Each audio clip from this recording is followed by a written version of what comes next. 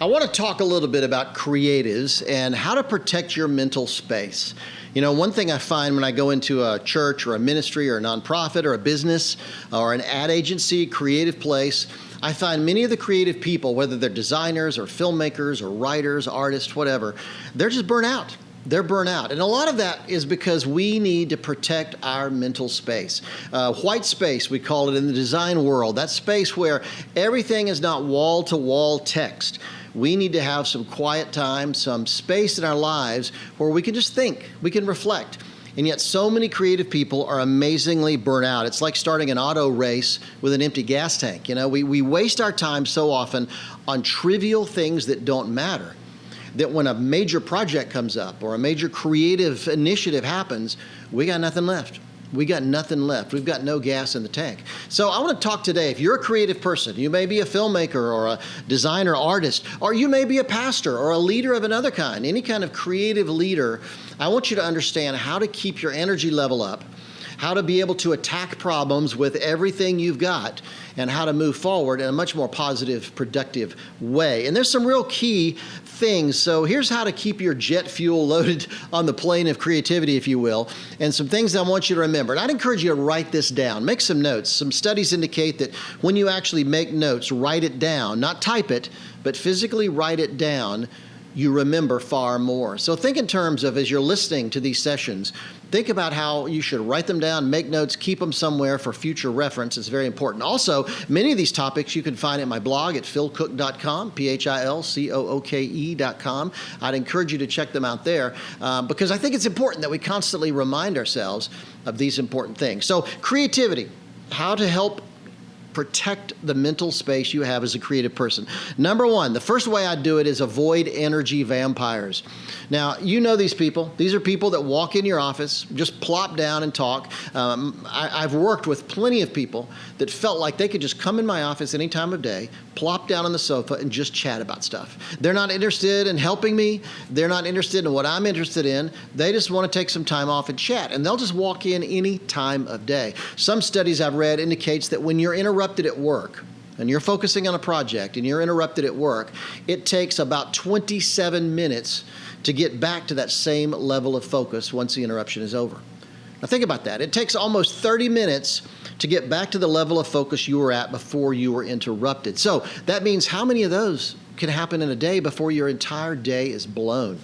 One of the things that we know in creative research is to reach your creative potential working on a project, you need what we call deep time. That means you can't just do it 5 minutes here, 10 minutes there, 30 minutes here. You need 2, 3, 4-hour stretches where you're focusing. Doesn't mean you can't take a break, but you need deep time where you can really focus. And if you're constantly being interrupted by other people, it's never, ever going to work. Trust me, nothing sucks the life out of you more than the people I call energy vampires. Now, these could be wonderful people. They could be your best friends. In fact, I know I have a friend that had a coworker in the cubicle next to her, and they were absolutely best friends. But this coworker talked all day long, real chatty, and she just leaned around the cubicle and just interrupt her constantly all day long. And my friend finally had to sit her down, have a little moment, and say, "Look, I need you to leave me alone for a while. I need some creative time, space where I can really do a deep dive." So think about it and avoid those people. And that's what so many people push back on. But Phil, I work with this person. Phil, this person is at the desk next to me. You need to confront them. You need to deal with them. You need to avoid them in some way. And if they don't respond, when you sit down with them in a gracious way, you don't have to be a jerk, but in a gracious way, talk to that energy vampire, that person that's constantly interrupting you. And if they don't respond well, go to your boss. Trust me, here's the way to look at it. This is critical. This is important.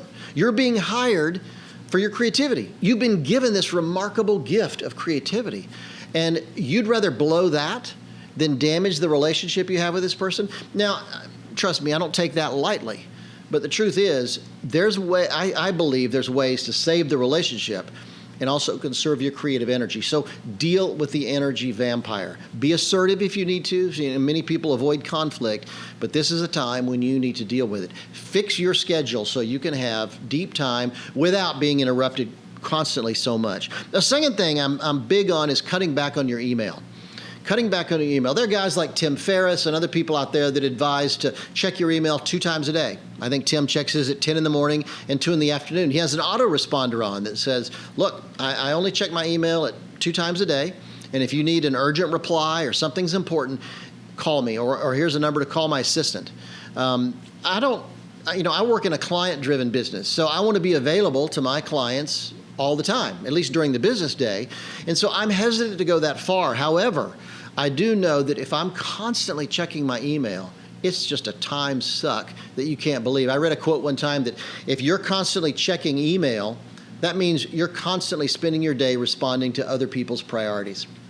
If you spend all day responding to email, guess what? You're not responding to your priorities, you're responding to other people's priorities. When you think about it in that way, you start to realize just how damaging email can be. Obviously, it's a communication tool, and it's very important. I love email. But the truth is, the vast majority of emails can be ignored. You don't even, and don't feel this compulsion to respond, creative people. Don't feel the compulsion to respond. You don't have to, I hate people that respond with, okay, thanks. Yeah, got it. 10-4, whatever. People just assume you got it. Act on it. Move on from there. You don't need to constantly to respond to people. Also, by the way, the other big email faux pas, the email rule that you should stop doing is carbon copying everybody. The whole CC button just is ridiculous. It's gotten out of control. Just don't CC everybody on the planet, because that means you're going to constantly get a stream of responses coming back to you, interrupting you. So, first of all, when you send an email out, even if it needs to go to multiple people, really think twice about who it needs to go to. Don't just double check or think I'm going to back up and send it to these other 6 people. Don't do it. Don't do it. It will be, if they're not a part of the direct conversation, I don't CC people on it. It's just, otherwise you're just going to get flooded. Just save the CC for when it really matters. And that whole reply all thing is the same way. Please do not hit reply all. I wish I had a time machine where I could go back in time and eliminate the reply all button, because I think the reply all button has destroyed more productivity in America than anything else. You just don't need to do it. Be specific when someone sends you a mass email, and for your part, try not to send mass emails at all. Only to the people that have a direct part in the conversation you're having. So number 1, avoid energy vampires. Really important. Those interruptions are killing you and killing your day. Number 2, cut back on email. Really control the times of day you email. Again, it's about saving your mental space. It's about focusing on deep time so you can do the best creative work you're capable of. Number 3, avoid meetings. Now, I'm going to tell you up front, I'm an anti-meeting guy. I would just love to start a revolution where we eliminate meetings.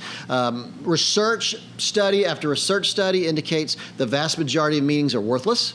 And there are people, what really drives me nuts is there are people in your office or at your company or your ministry or nonprofit, your church, whatever. There are people that work with you that love meetings.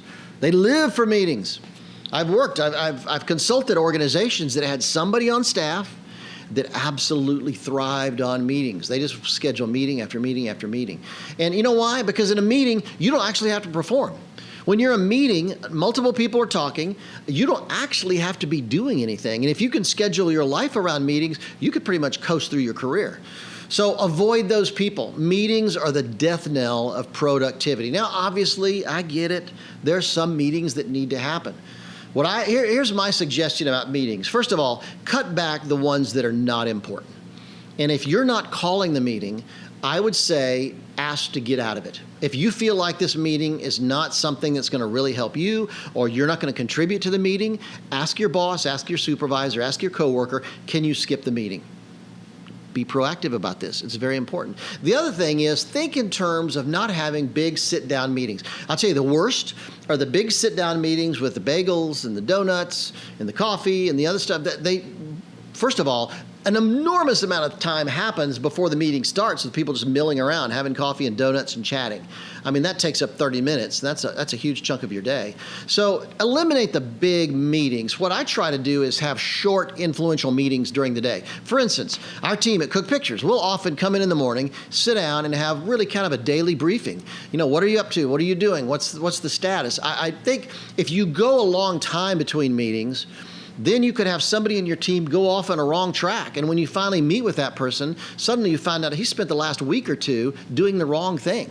So it's hard to fix when you're not having meetings short. So, and because I hate meetings, have stand-up meetings, have short briefings, just these little short things to share where you are, what's going on, who needs help, and move on. There's no reason to have these incredibly, incredibly long meetings. And by the way, when it comes to meetings, if you do have to have an official meeting, only invite the necessary people. You don't need to invite a bunch of extraneous people. Think of meetings as an email. You don't want to carbon copy people that don't matter. You don't invite people to meetings that don't matter. And by the way, our team at Cooke Pictures, we lead a lot of consulting initiatives with churches, ministries, nonprofit organizations around the country. And we help them walk through the branding process to change their whole look, feel, discover who they are, what they do, the why they do it. We help them position themselves in the community or the marketplace. We help churches go through naming sessions. And here's one of our cardinal rules. Whenever we're consulting with organizations around the country, one of our cardinal rules is in the meetings that we have related, whether it's a teaching session, whether it's a strategy session, or whatever it is, we only want a limited number of people in the room. And most people, when we'll go into a church or a ministry or a nonprofit, they want everybody to be involved. One thing we found out really, really early is if you have too many people veer off into their own conversations. They start checking email. They don't feel a part of the meeting, so they're looking at their phone. Jeff Bezos, the founder of Amazon.com, said, never invite more people to a meeting that you could feed off 2 pizzas. That'd be about 8 people. And I agree with him 100%. When you limit the number of people, you start getting people involved because they can't just veer off and start a conversation with anybody. It's too small a group. So in terms of meetings, don't have them if you can avoid it. My advice about meetings is have them briefly, have them regularly, but make them stand up, brief. Those kind of meetings are incredibly important. But if you can eliminate these big corporate meetings, get rid of them. And if you do have to do it, whether we're a teaching session or a consulting or strategy session, just make sure the right people are there. And keep it short, sweet, and to the point. That's really, really important. Meetings are one of the greatest time sucks in a typical organization today, so do whatever you can to avoid it. The fourth thing is stop rushing. Stop rushing. Now, for a creative, I'm telling you something, your creative space really, really matters, and one of the biggest ways to destroy it is to constantly rush. I have friends that their driving is a case of rush. They get in the car and they drive super fast everywhere, slam on brakes. They're not cruising anytime. They're going to zoom and stop. It turns me into a nervous wreck just being the passenger. Most creative people live their life that way. And I'll give you an example. So I've got a meeting scheduled, or a client meeting, or I've got an interview scheduled between 9 and 10. Another guy wants to have an interview with me, so I'm going to schedule that from 10 to 11. Well, if you do that, you have no break. You have no space in between those 2 meetings. I always schedule mine so that I have at least 15 minutes, 30 minutes in between sessions so that I could just stop, take a deep breath. If I want to check email, if I want to check phone calls, if I want to just kind of see where I'm at or do nothing, that helps give me that creative boundary and that creative space. Too many creative people rush from one thing to another, a presentation, to an interview, to a meeting, to a strategy session, to a client meeting. Just go. And if you don't schedule downtime in between those, and again, it may only take you 15 minutes to recharge, schedule it. It's incredibly important. Experiment with it. See how much time it takes you, because suddenly you can relax. You go back to your desk. You don't get to the end of the day and you've got 150 emails you got to respond to, 14 phone calls you need to respond to, a stack of stuff on your desk you haven't dealt with all day. When you start scheduling time in between meetings and giving yourself what I call margin, having that little creative margin in between meetings, that will make a dramatic difference in your productivity. And the quality of whether it's an interview or a session or whatever you're doing, create margin in there. It's very, very important. And finally, number 5 is guard your creative time. Your time as a creative really does matter. And just don't assume you'll always have time to fix that edit, to go back and re-edit that short video or fix the graphic or change that or update the logo. Don't just assume you're going to have time to do it. You have to guard that time. You have to create boundaries around your time that will allow you to actually do it. Because trust me, something will come up. Something will come up. One of the tools I started using is I'll put things on my calendar, mundane things that maybe 5 years ago, 10 years ago, I would have never put on my calendar. But now putting it on my calendar means I have blocked that time. And everybody in my office sees my calendar. We share calendars at Cooke Pictures at our office. And so everybody can see that my time is blocked right there. So suddenly I discovered that when I put it on the calendar, it's not enough to be on my to-do list. I know I need to do it. But when I put it on the calendar, suddenly that time is protected. Suddenly I built a wall around that. Now, when it comes to creative space, the thing I've learned about this, years ago, when I first started our company, Cooke Pictures, I had an assistant, and her name was Jeanette, and she was fantastic. Really one of the first professional assistants I ever had. And one day I'm sitting at my desk, and she walked into the office and said, I've been tracking your time over the last 2 months. And she said, I've discovered that you spend more time helping other people with their career than helping our company move forward. And it hit me like a ton of bricks that, I'm a high I person on the disc profile. I love interacting with people. I love helping people, discussing their career choices. And so I would open myself up to meetings with anybody that wanted to come. I would open myself up to speaking to anybody that asked.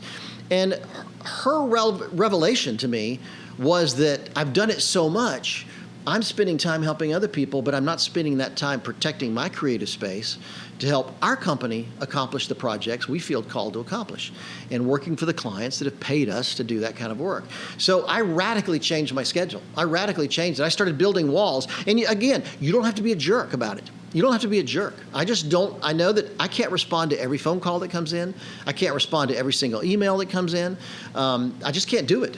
And protect my time to do what I feel God's called me to do and lead our company. So start thinking about the fact that your creative time is important. Start raising yourself up in your own opinion, your own eyes, your perception of your own self.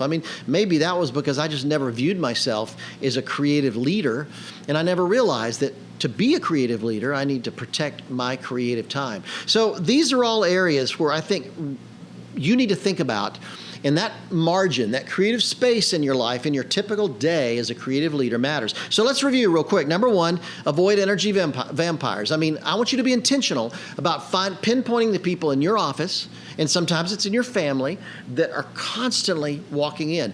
Literally put a sign on your door. Shut the door. Do whatever it takes. Sit down with people if you need to, but do whatever it takes to find that creative space where you can work uninterrupted by yourself. Your productivity will literally shoot through the roof. The second thing is control your email habits. Cut back when you check your email. Don't just leave it open and start glancing at it and hit the check email button all the time. Don't just constantly be going there. It just takes you away from what you're focusing on. Turn it off. Close the app. Take some time to focus on the creative work you need to do. When I write my books, one of the big things is always I've got to close the email program. I can't just constantly check it throughout the day. The third thing is avoid meetings. Avoid meetings. Now, I understand, by the way, when it comes to avoiding meetings, that many of you listening right now aren't necessarily in a situation where you can cancel meetings. Your boss will call you and make you go into meetings. And I know some of you, bless your heart, you have bosses that are, they're just meeting crazy. They love meetings. So the way to start is ask if that meeting really pertains to you, and let them know that you're working on a couple significant projects, and put it in terms that you will help that boss understand. Whether it's a man or a woman, you can say, this assignment you gave me last week, I want this to look great. I want to do it the best job I can because I know this is important to you. Can I spend the time working on that rather than coming to that meeting? So be gracious, be kind. You don't have to be a jerk, but start taking intentional steps for getting out of meetings. And if you're in a position where you can call meetings, really think twice about whether the meeting is needed. So many of us get into a rut where we just assume day after day after day, meeting after meeting after meeting. No, it really doesn't happen. Be active, be intentional about trying to cut down the number of meetings. Just stay briefed. Talk to people individually, talk to people in small groups for short periods of time, maybe standing up, having coffee, and move on with your life. Number 4, stop rushing. And in many ways, this may be the biggest problem. We just rush. We cram so much into our day that we just don't have time. When this session is over, I'm going to a meeting in Beverly Hills. Our office is here in Los Angeles. I'm going to a meeting with a filmmaker in Beverly Hills to talk about a project we're working on. And I often forget that, okay, it's going to take me 40 minutes to get there and then 40 minutes back. And I don't figure that into my time so much. I don't think in terms of that. I'll think in terms of, okay, 10 minutes, 15 minutes, whatever. And I'm always late for the next thing. So you have to think about every aspect of that meeting. Is it on site? Is it off site? Where is it? And pad your time so that even after you get back, the drive enough probably isn't enough to calm you down and help recenter and refocus what you're thinking. So when you get back from your meeting, have that downtime where you can refocus and get ready before the next thing. Don't just rush from event to event to event to event all day long. And then finally, focus on guarding your creative time. It's not going to happen.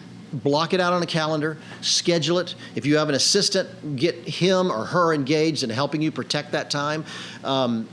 Other coworkers, get them involved in helping. And it's really a matter of respect.